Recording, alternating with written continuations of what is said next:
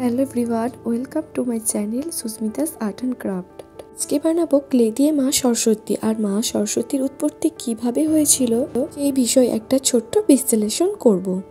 হিন্দু ধর্মের গুরুত্বপূর্ণ দেবী হলেন মা সরস্বতী। শাস্ত্র মতে জ্ঞান, বুদ্ধি, পড়ালেখা, সঙ্গীত ও শিল্পকলার অধিষ্ঠাত্রী দেবী হলেন মা সরস্বতী। তার উল্লেখ পাওয়া যায় ঋগ্বেদে। বৈদিক যুগ থেকে শুরু করেও বর্তমান সময়েও দেবীর আরাধনা করা হয় বিশেষ এবং সঠিক নিয়ম মেনে।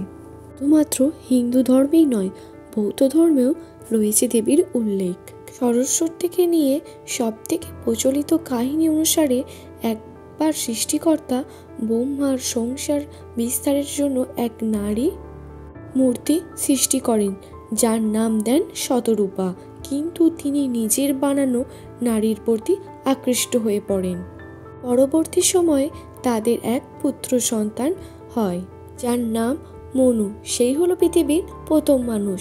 যদিও এই কাহিনী নিয়ে অনেক বিতর্ক আছে। অনেকে এই শতরূপাকে মা সরস্বতী বলে থাকেন, ভিন্ন পুরাণে ভিন্নভাবে। ভাগবত পুরাণ অনুসারে মা আদিশক্তির তৃতীয় অংশে মা সরস্বতীর জন্ম নিয়েছিল। আবার কোথাও বলা আছে সর্বসিদ্ধি প্রধানে দেবীর সৃষ্টি হয়েছিল শ্রী কৃষ্ণের থেকে। অনেক জায়গায় অনেকে শ্রী বিষ্ণুর পত্নীও বলে। মার্কণ্ডেয় পুরাণ অনুসারে শ্রী শ্রী মা চণ্ডী শুম্ভ ও নিশুম্ভ নামে দুই শক্তিশালী অসুরকে যখন বধ করে, তখন তার বিশেষ মূর্তি রূপে মা সরস্বতীকে কল্পনা করা হয়েছে।